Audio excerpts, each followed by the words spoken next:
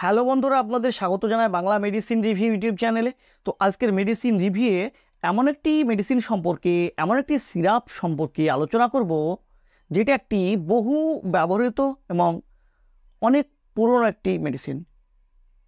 আজকে জানবো সেই সিরাপটির সঠিক ব্যবহার সম্পর্কে, অর্থাৎ কোন কোন কন্ডিশনে, কোন কোন রোগের ক্ষেত্রে ডাক্তারবাবুরা এটিকে ব্যবহার করতে দিয়ে থাকেন, এর সঠিক ডোজ কি, অর্থাৎ কোন ডোজে খেলে এর সঠিক উপকারটি আমরা পাবো, এর কি কোনো সাইড ইফেক্ট আছে কি না, এর ব্যবহার করাকালীন কোনো সাইড ইফেক্ট যদি থাকে সেগুলো কি কি, এবং এতে থাকা উপাদানগুলো সেগুলো কিভাবে কাজ করে, অর্থাৎ এর মোড অফ অ্যাকশান কী, সমস্ত বিষয়ে বিস্তারিত আলোচনা করব।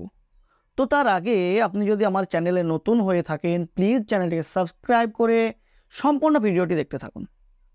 তো আজকের আলোচ্য বিষয় যে সিরাপটিকে নিয়ে, যেটি হলো বেনাড্রিল কফ সিরাপ, যার মূল উপাদানগুলো হলো ডাইফেনহাইড্রামাইন হাইড্রোক্লোরাইড, অ্যামোনিয়াম ক্লোরাইড ও সোডিয়াম সাইট্রেট এবং ইথানল। তো এটিকে কখন ডাক্তারবাবুরা সাজেস্ট করে থাকেন ব্যবহার করার জন্য? ডাক্তারবাবুরা এটিকে তখন সাজেস্ট করে থাকেন যখন আমাদের অ্যালার্জিক রিয়াকশান দেখা দেয় আমাদের শরীরে। অ্যালার্জিক রিয়াকশানের কারণে আমাদের চোখ দিয়ে জল ঝরা, নাক দিয়ে জল ঝরা, হাঁচি, কাশি, চোখ লাল হওয়া, গলা জ্বালা করা, এইসব সমস্যাগুলো যখন দেখা দেয় তখন এটাকে ব্যবহার করতে দিয়ে থাকেন ডাক্তারবাবুরা। এছাড়াও অ্যালার্জিক রিয়াকশানের কারণে যখন আমাদের শ্বাসনালীতে যে মিউকাস, সেই মিউকাস সিক্রেশন অনেক বেড়ে যায় এবং যে কফ, সেই কফের ভিসকোসিটি অর্থাৎ গাঢ়ত্ব অনেক বেড়ে যায়। তো সেই কফের গাঢ়ত্বকে কমাতে এবং সেই কফকে তরল করে আমাদের শরীর থেকে বাইরে বের করে দিতে ডাক্তারবাবুরা এই বেনাড্রিল কফ সিরাপটিকে ব্যবহার করতে দিয়ে থাকেন। তো আজকে জানবো এই কফ সিরাপটির মধ্যে থাকা যে উপাদানগুলো সেগুলো আসলে কি এবং কি কি কাজ করে।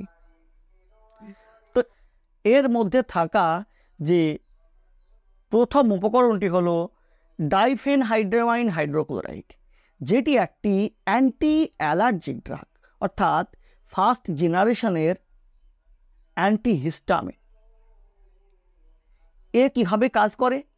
এ আমাদের শরীরে থাকা যে ইনফ্লামেটরি মিডিয়েটর রূপে যে হিস্টামিন, সেই হিস্টামিন যাতে করে তার রিসেপ্টরের সঙ্গে মিলিত হয়ে অ্যালার্জিক কজ না করাতে পারে, অ্যালার্জিক রিয়াকশান না করাতে পারে, সেই জন্য এই উপকরণটি, এই উপাদানটি সেই সব রিসেপ্টরগুলোকে ব্লক করার কাজ করে, অর্থাৎ হিস্টামিন রিসেপ্টরগুলোকে ব্লক করার কাজ করে।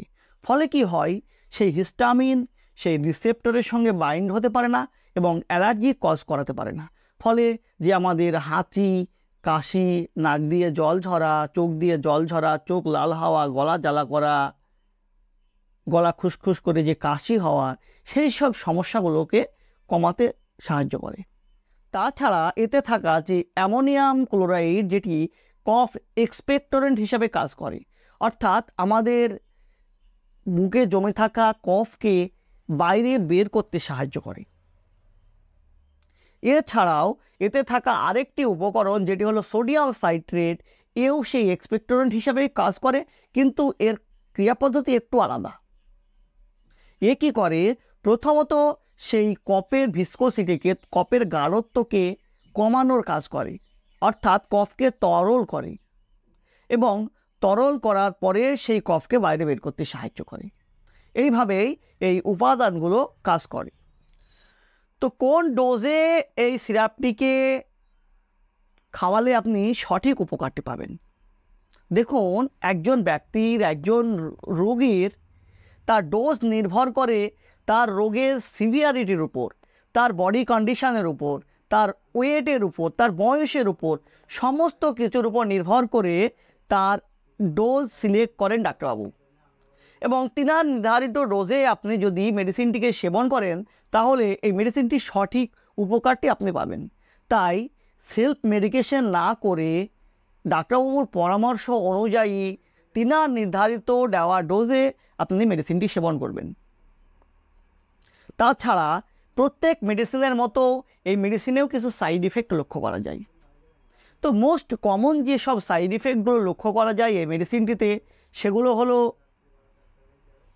ঘুম ঘুম ভাব, অর্থাৎ এই যে প্রথম যে উপকরণটির কথা বললাম, উপাদানটির কথা বললাম, হাইড্রামাইন হাইড্রোক্লোরাইড, যেটি একটি ফার্স্ট জেনারেশনের অ্যান্টিহিস্টামিন হওয়ার সাথে সাথে সিডেটিভ প্রপার্টি থাকায় এটি ঘুমের কারণ হতে পারে, অর্থাৎ ঘুম ঘুম ভাব আসতে পারে। এছাড়াও মাথা ঘোরা, স্টমাক আপসেট অর্থাৎ পেটে অস্বস্তি ভাব, কনস্টিপেশন অর্থাৎ কোষ্ঠকাঠিন্য এবং মাথা যন্ত্রণাও হতে পারে। এইসব সমস্যাগুলো দেখা দিতে পারে।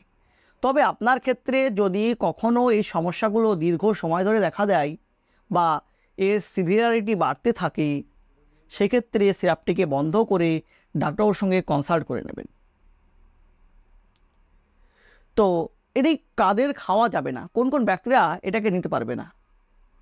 প্রথমত, যারা ড্রাইভিং করে অর্থাৎ ড্রাইভার, এই সিরাপটি খাওয়ার পর ড্রাইভিং করা যাবে না, কারণ এটিতে সিডেটিভ প্রপার্টি থাকায় ঘুমের কারণ হতে পারে।